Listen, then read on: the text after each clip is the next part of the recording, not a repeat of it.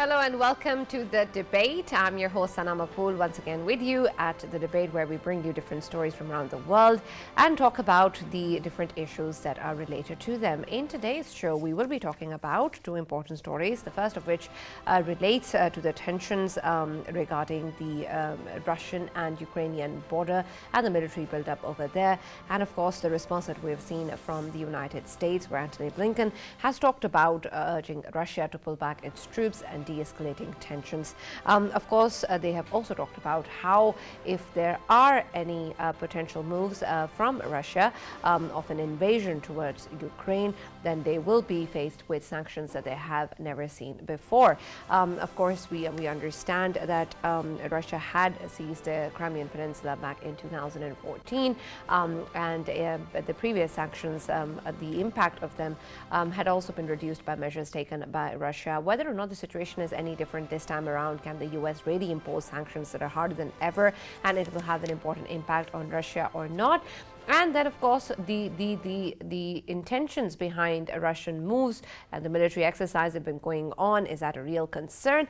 And then, of course, the involvement of NATO and Russia's blames of putting NATO and the US allies in the picture, where they say that perhaps that is also contributing to the rise of tension. So we'll explore these issues in further detail. We'll also be taking a look at the situation between India and China. We have seen that there have been clashes in the past at the border. We saw them escalate in the Galwan Valley last year. We also know that 17 months have gone by where talks have not produced any real results of decreasing the tensions. We've seen a military buildup at the border. We've seen infrastructure buildup at the border as well. And we have seen talks failing. Now we know that their India-China 14th Roundtable Core Commanders talks are planning to be held in the second half of December. What's the possibility of that actually happening, and of course then resulting in something positive and tangible for the situation to be de-escalating, is what of course is the big question, which we'll explore in further detail. Before I introduce my guests and analysts in the show, let's take a look at this short package prepared by our team, and we'll be back.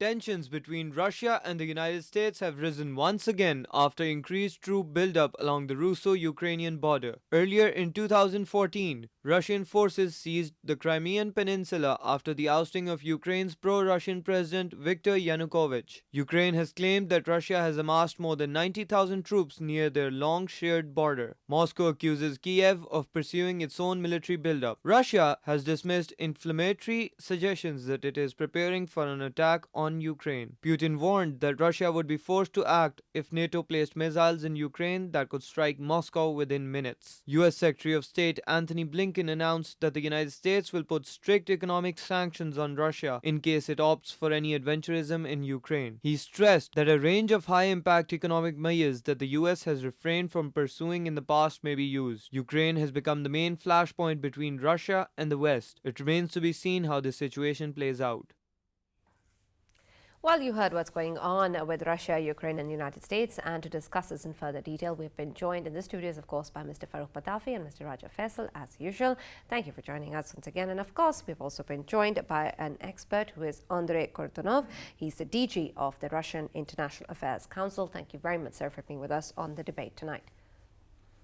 I'll start with you, Mr. Andrei Kortunov. Considering what we've seen happening in the response to the buildup at the Ukrainian and Russian border, we've seen that, of course, the United States is bringing up its own stance of asking for de-escalation and also threatening the use of sanctions.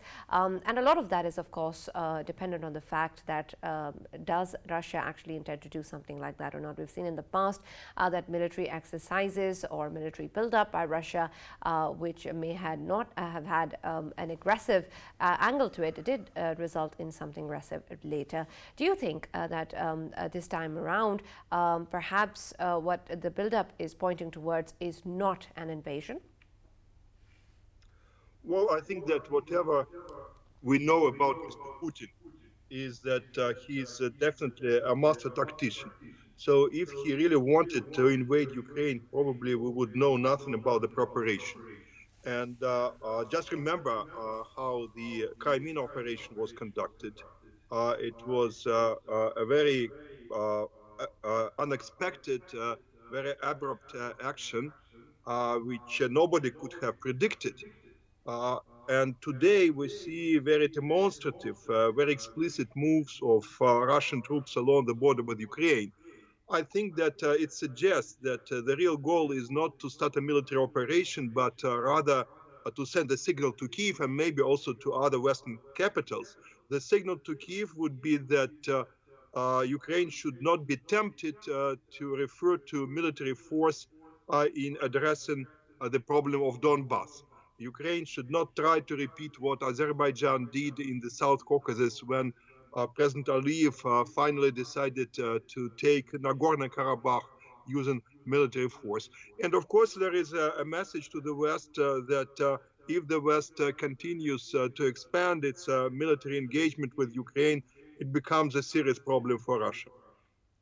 Right, and looking at the fact that we've seen that the U.S. Secretary of State has talked about Russia, if Russia actually does try to proceed with any such move, then of course the sanctions that will be imposed on Russia will be harder than ever. We've seen sanctions being imposed on Russia in the past as well. When we see this statement coming in from the U.S. side, what sort of sanctions do you think can really be possible from the U.S. side, which seems to be something which is unprecedented and something that Russia may not have seen in the past? What comes to your mind? Yeah, I think that if we have a large-scale war between Russia and Ukraine, the odds are that the United States will put Russia in the same league where they have Iran and North Korea, which implies that there'll be very serious sectoral sanctions on the Russian financial system. Russia might be kicked out of the SWIFT system and might be isolated in the global finances. And the second very important blow that the United States, in theory, could do for Russia is to try to get Russia out of the global energy market, to sanction all the consumers of the Russian oil and gas. And that definitely would have a very serious impact on the Russian economy, though it would also disrupt global economic and financial systems to some extent. Right. All right. With your permission, Sana, let me ask him the question as well. Sir, let me ask you about the reality that every time there is a crisis or there is some kind of conflict, we keep on talking about the potential outcomes. That is realpolitik, and I appreciate it. But is there a reset button? Is there a way to correct it as well? Because these are major powers we are talking about, and they all have enough firepower to destroy us thousands of times over. Is there a way to actually ensure that the worst, the West and Russia can work in tandem? Well, all of us would like to see it happening. And just yesterday, Minister of Foreign Affairs of the Russian Federation, Sergei Lavrov, had a meeting with Secretary of State Blinken in Helsinki. Allegedly, they are talking about a new summit between the two presidents. We still don't know whether this summit can take place, or whether it takes place this year or maybe early next year. But definitely the first thing that we have to do is to restore normal channels of communications to discuss these agreements and hopefully to somehow bridge the gaps in the perceptions of the situation in Europe, and not only in Europe. There are many other issues on which Russia and the West disagree, issues where we do need intense consultations, hoping to make sure that our positions can be reconciled, or at least can be brought closer to each other. Andre, I had a question for you. As we know that the lease for Sevastopol naval base, it finishes in 2042, and to secure that, further secure that, Crimea was actually annexed by Russia in past.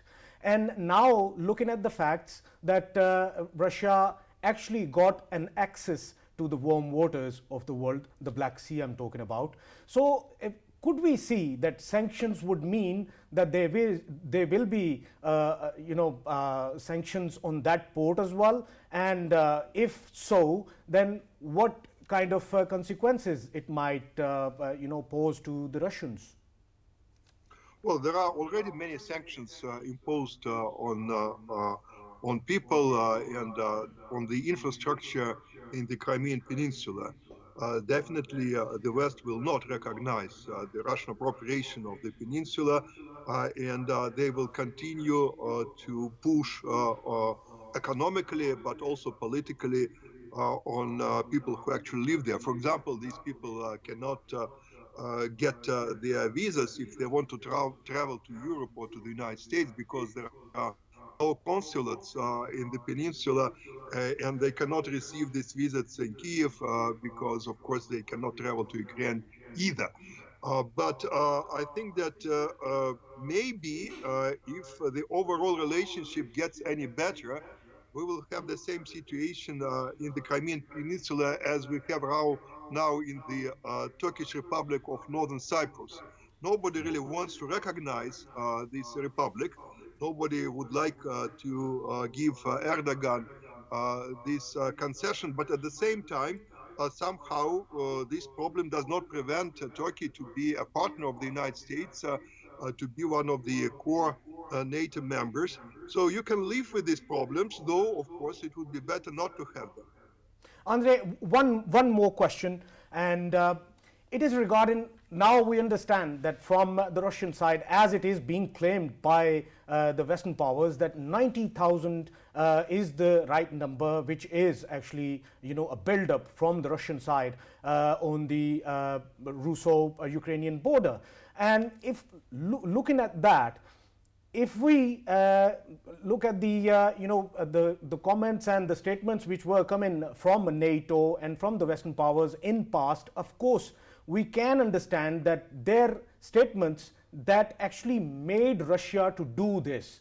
Can we say that if there are different statements that come from the NATO side that can ease the sort of environment in that region, could we see that the 90,000 number, which is a build-up from the Russian side, can be reversed by Russia in coming days? Well, absolutely. I think that unfortunately, today we don't even have channels of communication between Russia and NATO. NATO decided to basically reduce the number of Russian diplomats in Brussels. And in exchange, Russia closed its mission in Brussels and also terminated the NATO presence in Moscow. So right now, unfortunately, we don't even have communication lines any longer. However, I think both sides could demonstrate a degree of restraint. For example, we can see withdrawal of heavy weapons along the Russian-Ukrainian border, or even to have some kind of a buffer zone with reduced military activities. I think it is possible. I think that we could probably have negotiations on that. But so far, frankly, I don't see any appetite on the NATO side to have any kind of negotiations with Russia. And I'm afraid that this position is not likely to change anytime soon. Mr. Kortanov, do you think that the Nord Stream 2 pipeline under the Baltic Sea can be a target of the West this time around? I think that the fight is not over. Definitely, the Biden administration is considering various restrictions on this project, and I think they might be hoping that the new government in Germany will be less interested in the implementation or in the certification of Nord Stream 2. Right now, we have Greens who control the foreign ministry of Germany. And of course, the party of Greens has always been skeptical about Nord Stream 2 and about the hydrocarbon energy in general. So maybe the expectations in Washington is that Germans might reconsider and the project will not be implemented in full. Mr. Kortanov, previously we've seen that Russia was able to blunt the impact of the sanctions by reducing borrowing or maintaining large currency reserves. The kind of talk that we're hearing this time around, do you think that Russia can still perhaps put up with these measures if they're taken against it? Well, my personal point is that you should not underestimate the resilience of Russia. and even the professionalism of the Russian government. If you look at the macroeconomic situation in Russia, it's basically quite acceptable. The inflation is low. We have profit in the federal budget, and we have significant currency reserves. So I don't see any immediate dangers for the Russian economy. Of course, if we look further down the road, if we take midterm or long-term perspective, sanctions might have an impact on the ability of Russia to get integrated into the global economy. But again, this is not a short-term challenge. It's a long-term challenge when we're talking about the horizon of 10, 15, 20 years. Right, and we also know, Mr. Gortanov, that of course Russia has concerns regarding NATO, and we've seen that statements have come out about how NATO is a defensive alliance, and it's not a threat to Russia, and it's a joke, and it's a bad one because they're serious. If we take a look at the concerns that Russia raises regarding NATO, do you think that it's not justified, or do you think that perhaps it is something that is being exaggerated?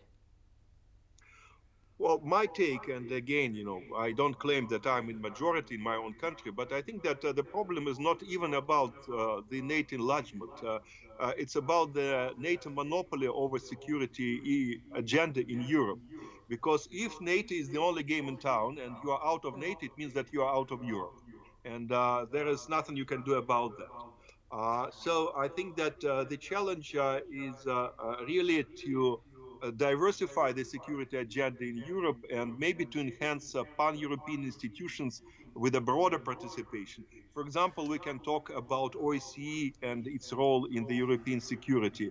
NATO should not remain the only game in town, especially because, frankly, NATO was not that successful in its recent initiatives like the operation in Afghanistan or even some of its operations in Western Balkans.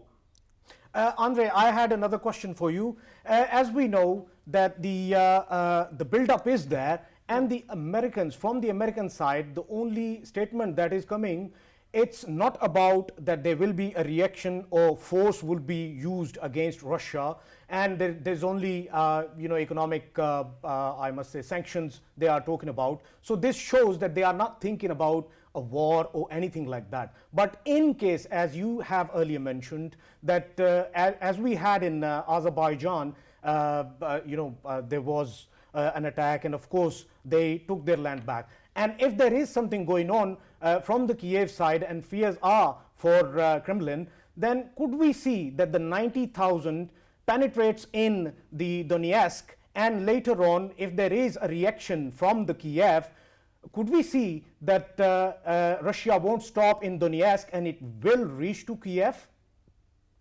Well, of course, we're talking about hypothetical scenarios, and I hope it will not happen. But I think that if there is a major offensive in Donetsk, and if there is a perception that the Ukrainian army can occupy this whole territory, I wouldn't exclude a military reaction from the Russian side. You take Donetsk, for example, most of its inhabitants are already Russian citizens. It legally doesn't really make a lot of sense because they live in Ukraine, but I think that the pressure on Putin to act will definitely increase. We don't know how far Russia might go in its reaction. Frankly, I cannot imagine Russia, trying to take Kiev because it would mean very, very serious implications for Russia, mostly negative implications with very questionable positive gains. But I think that if you take Donetsk, I wouldn't include a direct military assistance from Russia to these republics if Kiev wants to repeat what Aliyev did in Nagorno-Karabakh or what Saakashvili tried to do earlier in South Ossetia. Right. Mr. Kortanov, we also know that Putin has talked about how it wanted serious negotiations and discussions with the U.S. and its allies regarding NATO moves, and it wants legal guarantees regarding that. What sort of legal guarantees are we talking about? Frankly, I don't think that the West can give Russia any legal guarantees, because if you want to guarantee that NATO will not expand to the east, you have to introduce changes to the North Atlantic Treaty. And it's not easy to imagine that this treaty will be amended just to make Russia happy. I think that the most we can hope for are some political guarantees that NATO will not rush and they will not try to absorb some countries in the east within the next couple of years, primarily because these countries are not ready to become full-fledged members of the alliance. But I doubt that the West can come up with legally binding guarantees. And I think, unfortunately, I don't think it's possible. Mr. Kortanov, my last question to you would be regarding the fact that we've seen that Russia has been blamed of using military exercises for aggressive intentions, and it also raises concerns of NATO and other military exercises happening, and talking about how this, of course, has military designs attached to them. Both of these parties, of course, are talking about the same thing. What do you think about the fact that are these military exercises, either from the Russian side or the NATO side, actually a threat, or can then be used as a threat, or are happening because of that reason? Well, I think that there might be a threat perception. If you don't know what your opponent is doing, or what he might do, you proceed on the basis of the worst case scenario. So even if there are no hostile intentions on either side, I think the perception is that the other side might take an aggressive action if it has a chance to do that with impunity. And I think this is one of the major problems that we have, because it means that we have a spiral of escalation, which is inadvertent but almost unavoidable unless we find ways to somehow reverse this vicious cycle and get back to where we were before the crisis. Right. Thank you very much, Andrei Kurtanov, for joining us and giving us so much insight into what is going on between Russia and Ukraine, and of course in the world. Farrukh, in moving forward in the near future, we've talked about how we're going to go ahead with this crisis and whether or not direct talks are possible, but we all know that is the only way that we have seen conflicts actually coming to a resolution. Is that happening anytime soon? Right. And while you were actually debating this, I was just wondering whether we are becoming, victims to the analyst's, dilemma or tragedy, trying to read too much on ground and not seeing the systemic problems, right? At this moment, what occurs to me, as has been pointed out by Kortunov as well, is that this might actually have something to do with the local disagreements, and it might not actually lead to the kind of scenarios that our friend here, Faisal, was talking about, like taking over the capital of another country, right? But having said that, what we are witnessing right now is the dying of the old world order. And why do we have this kind of confusion right now? We have that because we are witnessing the death of another very important thing, that is the subject called international relations. Last time when it was so chaotic or so confused was the end of Soviet Union. At that time, all the pundits had failed to predict what was going to happen. This time also nobody is able to tell us what kind of world it is going to be. Right. So what they are doing is grasping at straws, and every country is trying to actually spoiling for war, and then trying to demarcate or carve out its own niche. Honestly, when you look at Russia and America, you were talking earlier about West as a reality and the relations to Nord Stream 2. And I was thinking that how flawed this word has become, because Europe has become its own entity, and as was pointed out by Kortunov Sab, that even in Europe, Greens, right, left, all these realities also matter. And at this moment, what we are seeing is that the West is very divided remember, as long as Donald Trump is the head of Republican Party, till that time, all Republicans are supportive of Putin as well. So in that very bizarro world, Right. one feels that to say, Council, as you pointed out, whether we should be expecting that peace possible. I do think peace is possible, but if you are really spoiling for war, may it be India, China, may it be these countries, may it be others, please go ahead and finish our misery, because for the past 5 years or 4 years, we have been suffering, entirety of the human race, because everyone wants to fight all the time. Absolutely, and we've seen at the end of the day, no matter how long that fight actually continues, what happens is that we need to sit on the table, and that's the only way that we can move forward, which of course is the hope regarding all conflicts that are going on in the world, including the one between India and China. We really hope that the conflict is resolved at the border. 17 months of talks have failed. We've seen military buildup, and we've seen infrastructure development on both sides as well, and we think that somehow we should be able to see some sort of progress. Unfortunately, that has not happened so far. We're hoping that we will be seeing the 14th roundtable of the Corps Commanders talks happening in the second half of December. Whether or not something tangible comes out of it is, of course, something that we will find out later. But Faisal, we've also talked about the extent to which India, of course, goes when it talks about countries that it's not okay with, when it, of course, comes to policies within the Indian regime, and of course whatever is going on within India as well. And it's hard to reason with such a government. When we see that, how do we expect a sensible discussion to take place? Not at all from the Indian side, but one thing we are sure about, that India is desperate that the talks go well. Why I say this? Well, they have been trying again and again. They even involved their diplomatic channels as well, and they even involved Ministry of External Affairs as well. And they just wanted these talks to go well.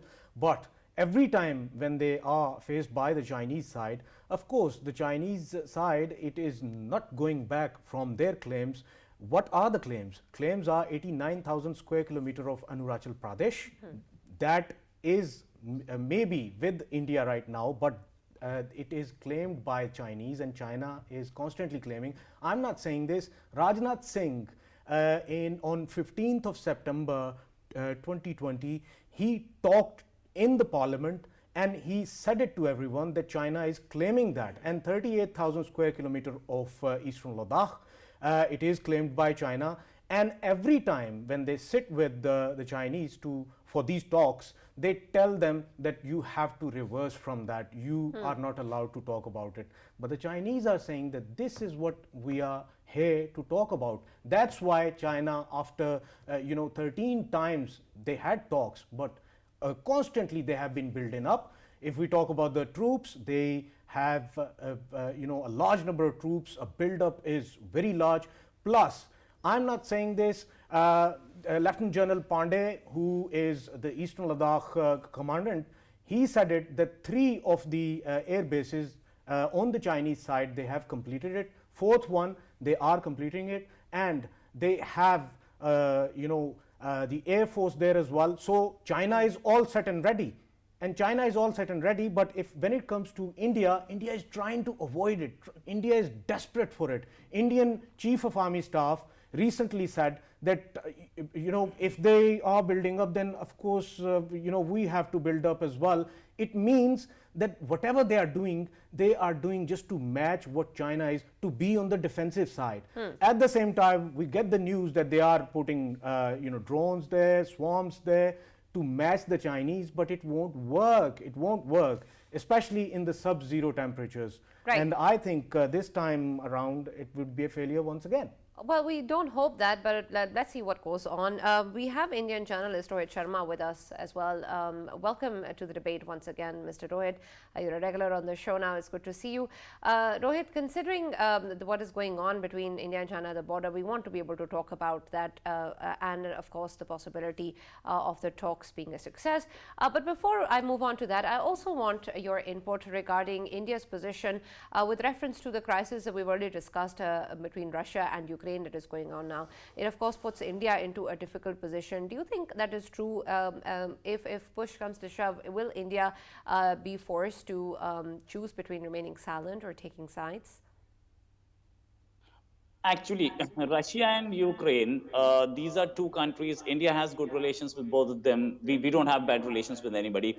But it's just a pressure tactic from the side of Russia. What about us? We don't find any actual conflict going on at the moment. And any kind of an aggression at the moment, because the entire world is looking at it. It's a matter of time before Russia will pull out. It seems, they have already annexed Crimea. And after that, the entire world, I mean, the developed world, the European countries as well as America, they were bent upon crushing the economy of Russia.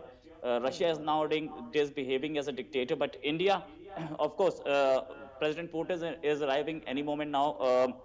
Today's second, he is arriving on 6th or 7th. So we'll be having good talks with them. But India will not take sides in this case. When it comes to Ukraine and Russia, India has never gone into anybody's territory. Neither does India support that. Now, Rohit, probably you are actually responding to the previous topic. We are talking about India and China talks, right? Yes, Can I you did actually ask focus on him that this as well? question regarding Ukraine and Russia. I asked him this question. No. But Rohit, I was happy to, of course, hear the fact that you said India does not have bad relations with any country, which is amazing. And we're happy to hear that you have excellent relations with Pakistan as well. And of course, we don't have any problems, which is what we all want at the end of the day. Moving forward, of course, with China and relations, and you, of course, don't have any bad relations with China as well. So I'm assuming that the talks that are going to happen in the second half of December will be a success. It's a guarantee now. Well, India-China relations and India-Pakistan relations have always been David and Goliath relations. So if you think that these talks are going to be successful, you are too much optimistic. India has never accepted any demand from the side of China. Both the countries have placed thousands of troops there, in fact, lakhs of troops there. And the latest weapons, missiles have been deployed. Everything is there, right? And it is winter season. Now, winter season, the air becomes thicker and air assault is easier. So India is also ready with it. China is also ready with it. There is not going to be any kind of an attack from either side. S-400 has been deployed. Also, we have deployed, whatever. We have deployed Bofors guns there, tanks, everything. They've also deployed, right? Now, back to the point, we had so many rounds of talks with China and nothing worked out. And India is not too much optimistic about this round also. But then, can you help me understand why, Rohit? Can you help me understand why that is so? Why did the talks fail? Talks fail if some country is claiming your land and it's not, and that country is adamant on it, then do you think we should cede the land? I mean, it's useless, and China has always been claiming the land of other countries. It's claiming Vladivostok, it's claiming Taiwan, it's claiming land from Myanmar, it's claiming land from Vietnam.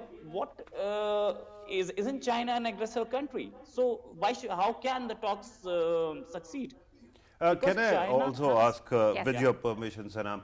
Right now, Rohit, help me understand that India calls itself a democracy.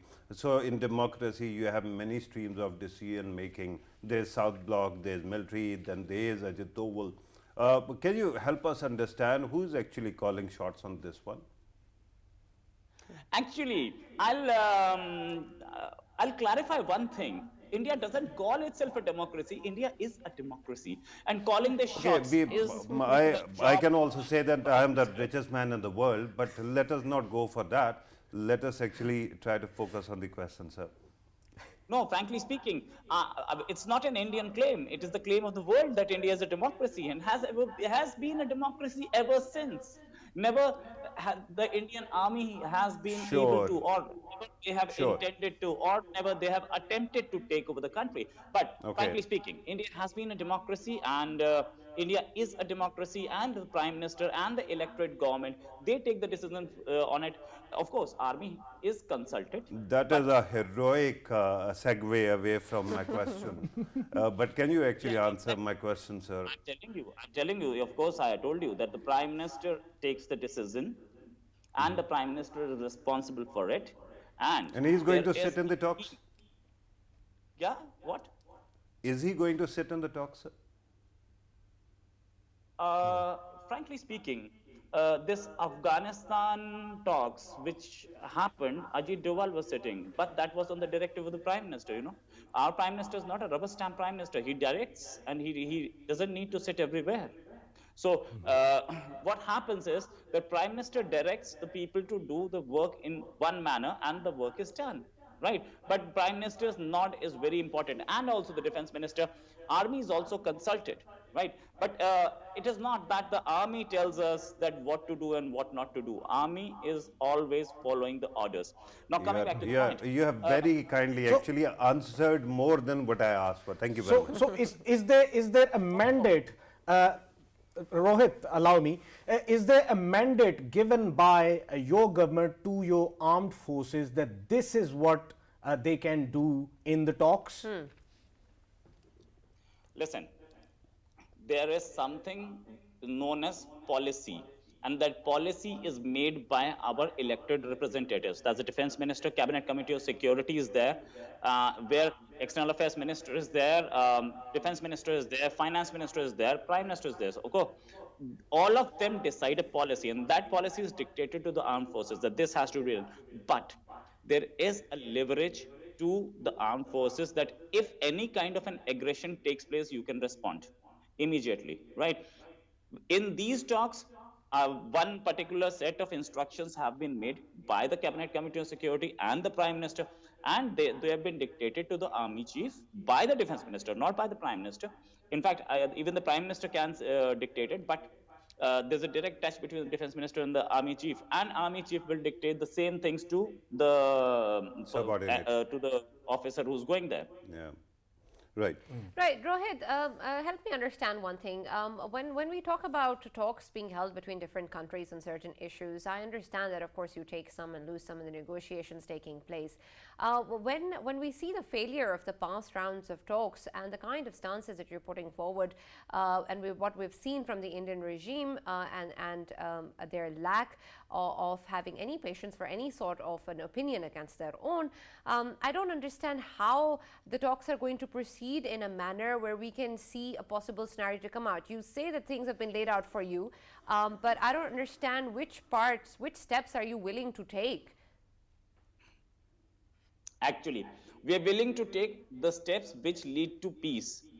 Which Now, are? any step Lead to peace. Which lead are to what? Peace. Okay, those steps I have not been told. I am not a friend of Prime Minister or Cabinet Minister. Now, Okay. coming to the point. This is your statement? Okay, go Yeah, ahead. it is a strong statement because had I been the Prime Minister or had I been Defense Minister, I would have known that. If it is a secret and these are talks which are going to happen with the country on a serious issue, then they won't tell him. They'll Okay, directly but talk. Rohit, considering India's foreign policy, in your expert analysis, what do you think could be the possible steps India can take? First of all, China has to leave the claim on Indian territory.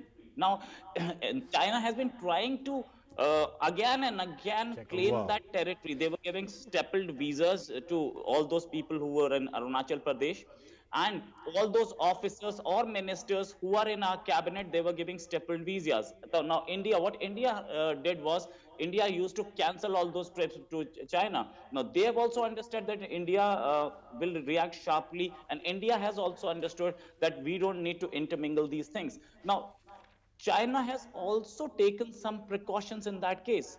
This is one thing, that border skirmish or border tensions is one thing, but international relations or India-China relations is another thing.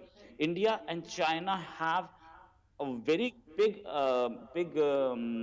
volume of Trade. trade between the two countries, and China does not want to lose it. Neither does India. But Indian economy is 98% self-sufficient. China is an export-oriented economy. China is facing problems with it.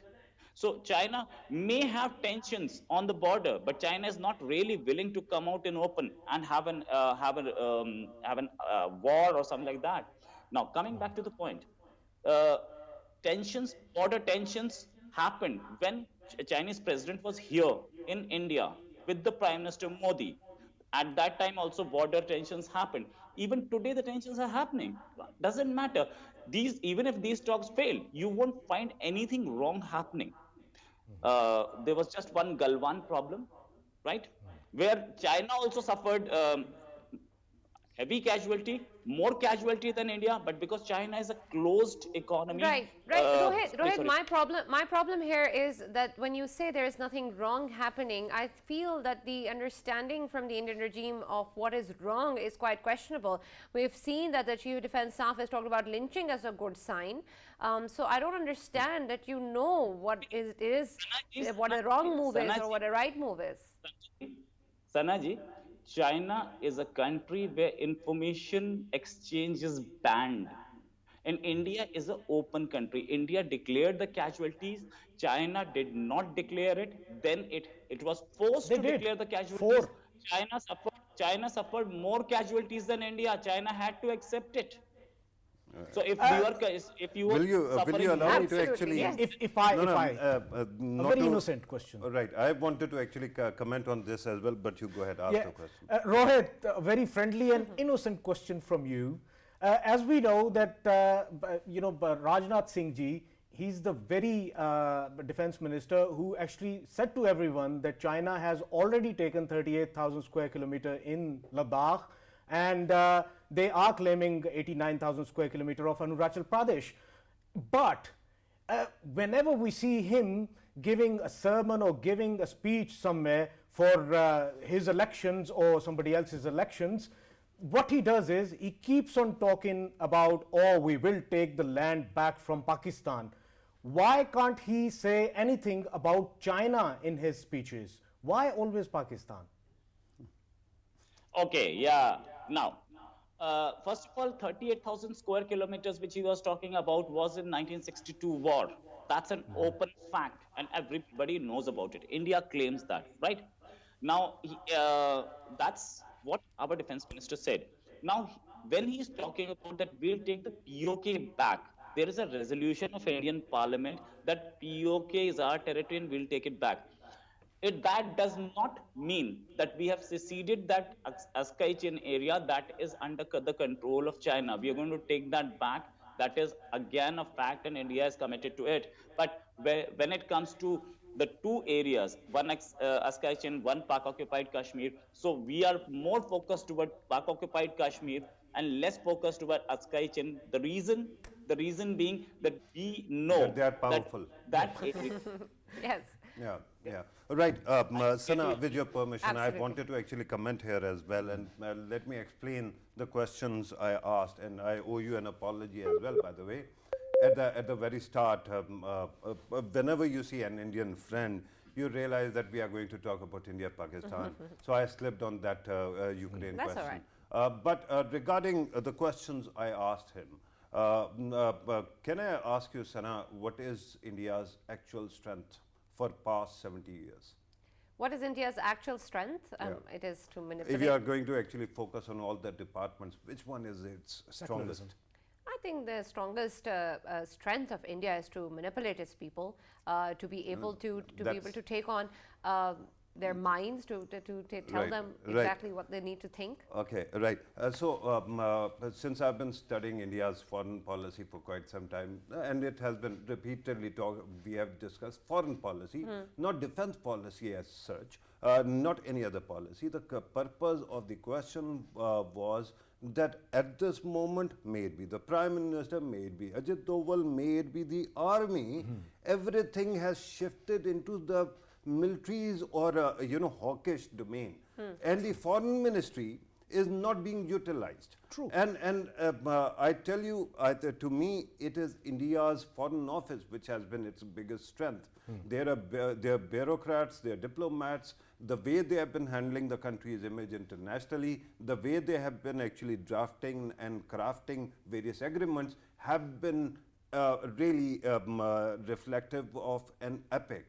And at this moment, because they are all hawks sitting there, that bit has slipped out of the scene. So what happens is that every time you go, you actually want to move forward, keep stomping rather than retreating whenever it is needed. Rohit is right that there are claims which are very big, and Faisal is also right, there are claims which are very big, right? And I don't see any immediate resolution of all that. But I have to ask another question, and it is a rhetorical one. Why are we here? We are here because of something that happened 850 days ago, when India's government, contrary to all the agreements, decided that it is going to do away with Article 370, bifurcate Kashmir, Jammu and Ladakh, and then actually absorb them as union territories. That actually was unilateral action that has actually changed the status quo vis-a-vis China, and China has responded. So instead of going forward, what you have to do, and I'm sure if diplomats are going to be there and they are going to educate the Indian Prime Minister who calls shots all the time. I don't know whether he understands those shots, because he believes that the Indian planes can actually hide behind clouds, take cloud cover to actually get rid of radars. So if they actually tell him, they'll have to go back and revoke their decision that took place on August 5. Then you'll have a way forward with China, because China-India relations cannot be held hostage by any kind of territorial problem. They are too big to fail, both of them, right? And their trade is too big to fail as well. And then that might actually create some space for Pakistan-India thaw as well. Fully endorsed. Rohit, your response to that? Now, coming back to the point, Sana. You were away from the point.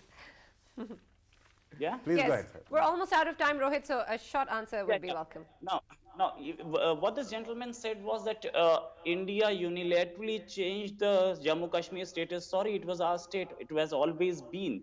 Because we Not have according to your instrument- article, your constitution. Just a minute, sir. Because we have the instrument of accession. And this status, this very status, we changed for Arunachal Pradesh also. And China never behaved in the manner Pakistan has behaved. We changed the status of Arunachal Pradesh from a union territory to a state and have an elected government there. Right? Now, coming to the point, this India-China talks, I'm not too much positive about them, because India is not afraid of China. China is trying to pressurize, but India is not coming under any pressure. If had India been under any pressure, or had India been afraid of China, we would have accepted their demands. But we are not ready to accept. That means we are standing strong, and we have told them, you can't do it. Thank you very much, Rohit Sharma, for joining us, Indian journalist, for speaking to us regarding India-China borders. And of course, whatever you are saying regarding India's stance and standing its ground, we really hope that you are able to stand ground on what is required for peace for both India and China and the region, and that you in fact do actually come under some pressure, because that is what's required from a responsible state. Thank you so much for watching the debate. Stay tuned. We'll be back tomorrow.